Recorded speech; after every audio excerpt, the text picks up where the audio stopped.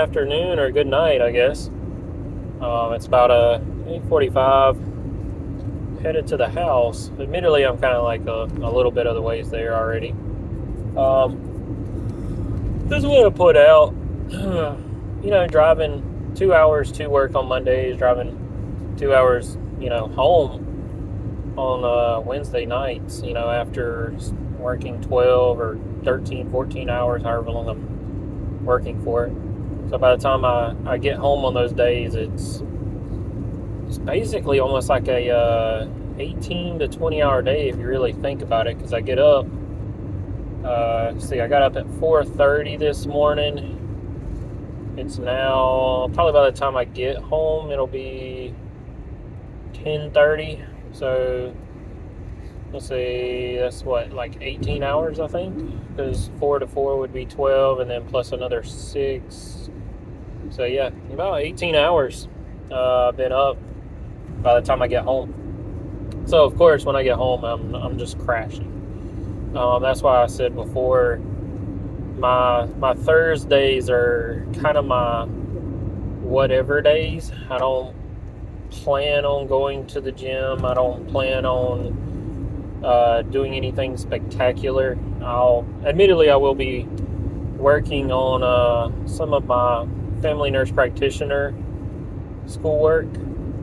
I'll probably, instead of posting this kind of little vlog kind of thing, what I'll probably do is I'll try to figure out a way to do like a screencast and just do a recording on some of the stuff I've done. Obviously, with me being at South College, I have to make sure I'm within the guidelines of the campus, meaning I can't really show like the rubrics, the grading scales, and like the assignments and stuff like that. So I'm going to look at it a little bit closer. I should be able to show like what books I'm pulling, or what like kind of like references. That shouldn't be an issue, as long as I'm not showing the actual assignments or the rubrics from what I was kind of looking at. Admittedly, today at lunch, I was kind of looking at that just to see, like what can I share for like the nurse practitioner stuff. Obviously, with my clinicals and my job as a nurse, I cannot share, patient information. That's a huge, huge, huge HIPAA violation there, and I could lose my license, my livelihood, and even be fined or placed in jail for HIPAA violations. So I will definitely not be showing those kind of things. I might give kind of general statements just talking about some medical stuff that I've seen. But again, I'm not going to be naming no names. If I do come up with like a scenario of sorts, I'll probably use names like Frank Sinatra or Johnny Depp, or just famous people, for instance, like Ryan Reynolds. Just famous people. Obviously, I feel like it should be a no-brainer that I do not have access to their health informations. So I feel like by using famous people such as that, I think I'll probably use Frank Sinatra a lot, just because he's dead. So, and I don't have access to any of his stuff as far as his health information. So I feel like that one is a very easy one to use, is Frank Sinatra. And some of my examples of when I'm just talking about stuff, an example of that would be like, hey, Frank Sinatra is a 87-year-old male, comes into the ER for a possible small bowel obstruction. CT of the abdomen and pelvis was done without contrast. Is positive for small bowel obstruction. How would you treat it? Or I might say, what is the mechanism of a small bowel obstruction? Or just things of that nature, and kind of expand off of that. And then I'll try to see how that goes, if I like doing that. Again, I'm going to try to do some screencasting on some of the stuff that I've done for school. Obviously, as mentioned, I can't show the grading scale, rubrics, and all that kind of stuff because that would be a violation of the college. And I'm not trying to get kicked out of my family nurse practitioner degree, especially when I only got about a year left. And then when I start my clinicals, again, can't give out really any distinguishing details on that because of HIPAA also.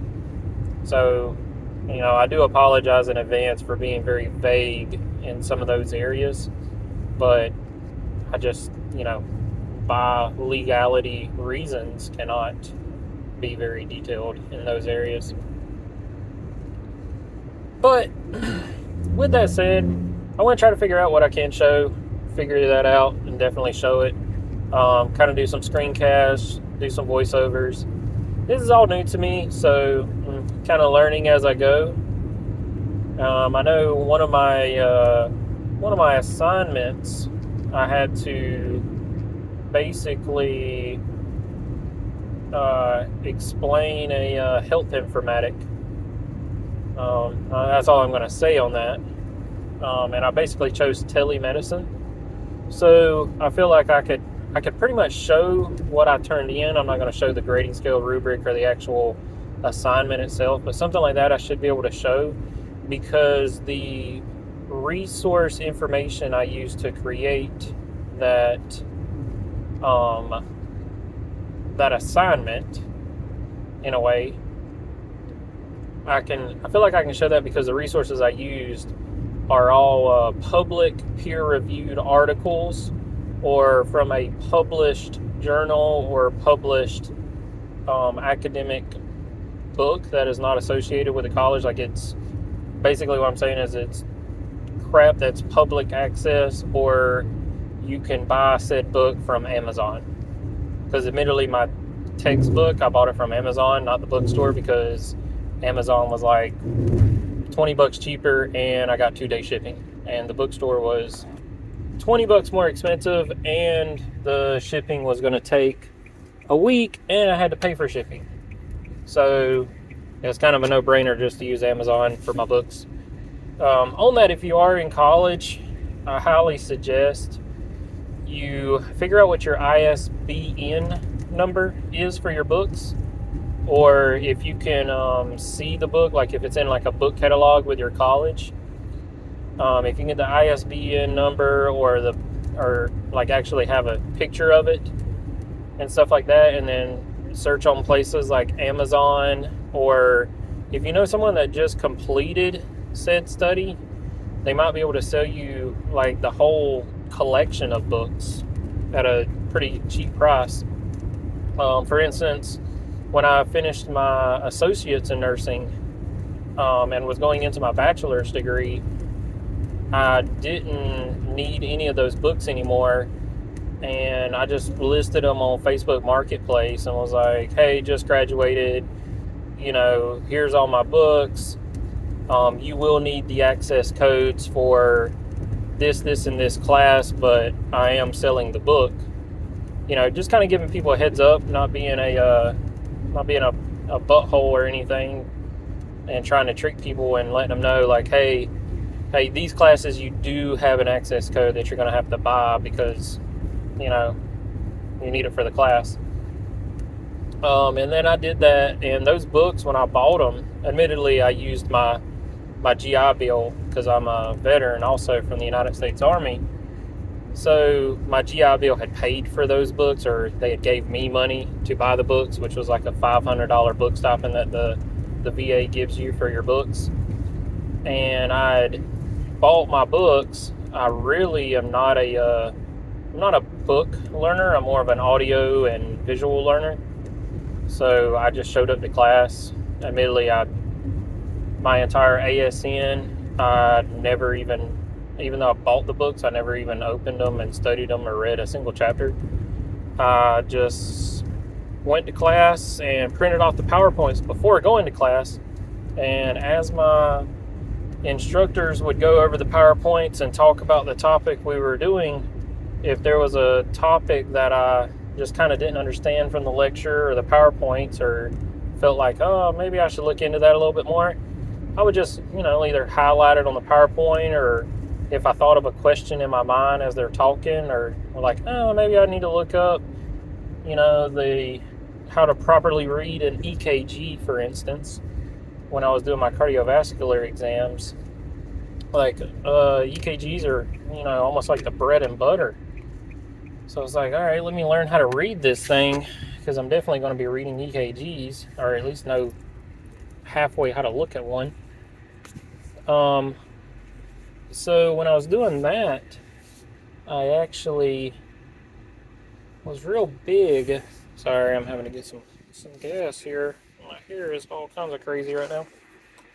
But I was like, okay, let me learn how to look at these EKGs real good. And I just YouTubed it, because again, I'm a audio-visual learner. So I knew, just reading the book wasn't going to work for me.